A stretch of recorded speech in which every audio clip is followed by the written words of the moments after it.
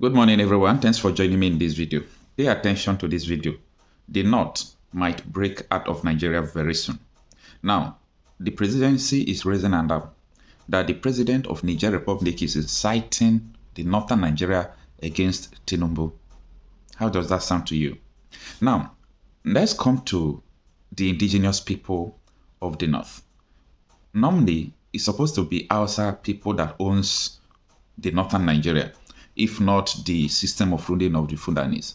And when you look at Niger Republic, 60% of the people in Niger, the Nigerian, they speak Hausa language. Now, they see themselves as brother. They don't see themselves as people from different country. Know this and have peace. And that is why the air was about to lose when France was pushing Tinubu to carry out military strike against Niger military leader. Now, look at what the Guardian newspaper reports this morning. It says, Niger leader inciting northern Nigeria against Tinubu says presidency. The game is becoming scarier because the North will never support anything Nigeria against Niger Republic. Rather, they will support everything about Niger Republic against Nigeria because Niger Republic is their brother. And they have concrete evidence from the information I have gathered that the allegation the Niger president laid against Tinubu happens to be true. So if at the end everything happens to be true and this thing continues like this, do you think they will fold their hands and not to support their brother?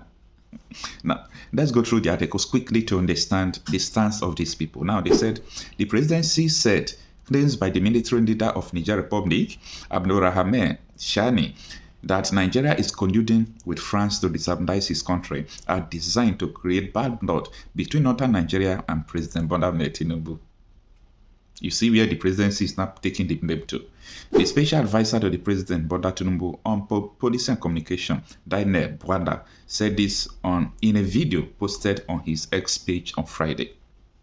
Bwanda said the claims are baseless propaganda designed to create chaos and incite bad blood in northern Nigeria against Tinubu. Speaking in Abuja on Friday, Bwanda says Shani's choice of Hausa language of the North to convey his propaganda message lay credence to the fact that he is bent on waging war of words against the present administration. Yesterday, I came across a video, a despicable propaganda piece by the military head of state of the Niger Republic against the president of the Federal Republic of Nigeria. And this is what you often see with military interregnum, he said. Now, let me stop the article there. A lot of people will just come to social media. They'll say that what the Niger president is saying is not true. But they don't have evidence to counter his claim. We are living in a global world. This is, technological era. You cannot just come out and say something. The man gave evidence. The man was talking and he was giving signs, including the people they arrested that said Nigeria is arming them. Now, Niger Republic president is not the first person that said this, right? Former Nigeria head of intelligence agency Kunle Ondawumi said that the people he arrested, that they mentioned that including presidency, governors, senators are sponsoring them, terrorists. Nigeria head of intelligence agency said so. So, if another president of another sovereign country is saying the same thing, it looks so familiar and people would believe. They said people they arrested said so, and everything they said, Tinubu went to France, that Tinubu collected money, that Tinubu should come out clean. Yeah, so you see, my brother, this is the thing. In life, yeah, sometimes that is how life goes. Because how can I use a proverb to say a few things? What a man sows, that he reaps. He reaps. Okay. So you see these northerners, yeah? One thing with them is that you can't really. I blame Tinubu, but I will not overly blame Tinubu. Why do I say this? Is that, look, Africa, or let's just say Nigeria, let's just leave Africa, let's just say Nigeria, for example. If Nigeria had a united front agenda that would serve the interests of Nigerians, they would have stayed out of all this international craziness going on. But Now they cannot. Why? Because I'm trying to be brief, because otherwise I will take all the time in the world. Why? Okay. Because And be brief. because you see the Northerners, Mm-hmm. they were happy all this while when the British gave them the support 100% to take over entire Nigeria, and they ran what I called Fulani hijacked Nigerian system under the tutelage of the British, where they were loading it. They are loading it on everybody. They will decide who be president, who is not president. They've all come together, conspired against Biafra, Ndi Igbo in particular. So in every way possible, and their main target, don't take your eyes off the ball. The Fulani, this Fulani hijacked Nigerian system, their main target is to turn the entire Nigerian space into Islamic Sharia Caliphate. And they were doing it, and they are doing it successfully. And of course, they are still pushing. But now, because Tinubu, for whatever reason, because I can't know, I won't be able to know 100% what is on the inside, because I'm not on the inside. But now, because the Tinubu is coming with the French have their own agenda, right? Now, they know that the agenda of the French is not going to serve them, the Fulanis. It's not going to serve their interest, because their interest is that everybody stay away, stay out of Nigeria affairs, so that they and their Islamic bodies sponsoring and pushing them, and the British supporting them, so that they can eventually, slowly but surely, it doesn't matter how long it takes, take over Nigeria and turn it into Islamic Caliphate. Make no mistake about that. But now with French coming, it's a different ball game, because they're let me tell you, see these Fulanis or Northerners, whatever you want to call them. If there's war, let's just, for example, there's problem between Niger or Mali or Burkina versus Nigeria, they will take the side of those people. Do you know that? They are brothers. Exactly. They don't see us. They don't see us as their brother. I'm telling you, the gospel truth is bitter. For them, they see us as people ready to be conquered and Islamized and to serve the interests of the caliphate. That is how they see us, as Southerners. I am telling you the gospel truth. I am telling you the gospel truth. They don't see us. They see Niger and all these people as their own people, not us Southerners. So for them, they see opportunity to conquer us. Now, so Tinubu is somebody. You can't even predict the man. I am telling you the truth. He's not my ideal candidate. He's not my preferred candidate, but he's looking like an equalizer. Because the French... What do you mean by equalizer? Sorry. What do you mean by equalizer? Because I want to get everything you are saying. Yeah, I looked at him as an equalizer, because he is able to do things that neither Jonathan nor Peter Obi will be able to do, in terms of trying to stand up to the Fulani Caliphate, the hegemony that has hijacked Nigeria. Yeah, he played them too. He played them. This guy looked like he was going to die the next day. All the while, during the election, he was falling, he was incoherent, he was this, he was that. And these people thought that he was going to go the way of Yaradua, that he's a man who is going to die the next day. But it turns out that this guy can even stay another 10 years. He can be around another 10 years. Well, I'm not God, but at least, physically speaking, he's doing so well. Physically, not what we saw during the campaign and the election, and they put Shetima there so that when the man kick bucket, Shetima will take over and jam it through our throat. Islamization. That is what it's all about. Now the French again have their own agenda, because these British or French, they are number one enemy of the black race. When I say this, it's so deep. If I have to elaborate to tell you why I said that.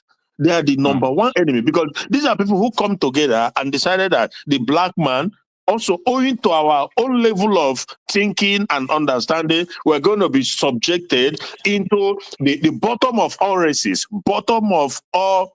Every other race in this world come before us. Now, but with them coming now, this caliphate in the north, they are shivering, because one, the French will come to get what they want to get, and that thing they want to get will serve their people. So and the Sahel region, they've rejected the French, because the French is not helping them to to get what they want. Rather, the French are exploiting their natural resources, but them, on the other hand, want somebody who can support them to turn Nigeria into Islamic Caliphate. So that is the situation. That is how I look at it. But we see what God does, because I always say that God will have the last laugh. We are people. A man who is down does not fear falling. For over a century, we as Biafran, we've been down. Over a century. Millions of my mom used to tell me the story of how she escaped Asaba massacre. Till this day. My father also told me how he escaped. You know, they even killed someone who helped him to escape during the war. You know, it's not a good story to remember. Anyway. Exactly. And you know what? Till this day, nobody is honorable enough to say we are sorry. You know, and to think that the bulk of the resources of the country that built Abuja, built Lagos, came from South, whatever you want to call it, South or whatever. But the fact that a South guy, Jonathan, they call him Igbo. They see him as Igbo, right? But on one hand, they will tell you it's not Igbo, that he's from South. But guess what? They will not even allow him to fulfill his constitutional mandate. They had to gang up and force him out. But the 90-something% of the bulk of economy that built Abuja built is coming from there. But they will be the one to decide who runs Nigeria, who doesn't run, who becomes Nigeria. And they made all these conspiracy. So I tell you, this situation is deep. But like I always say, God will have the last laugh. And because we are done already, we just have to continue to push on as Biafra. For me, it's all about Biafra. And I know that it's going to be a combined effort of our effort, and Chukwu Okabiama. Everything is going to play out. We will see. All right, sir. That's my little contribution, brother. What I want to, just 1 minute before we start receiving WhatsApp call, what I want to ask you is this. You see, like for me, in my own opinion, I don't just want only Biafra to come. I wish that Africans can realize that despite we are brothers, but all our ethnic groups ought to be a different country. Yeah. We can form an alliance. Exactly.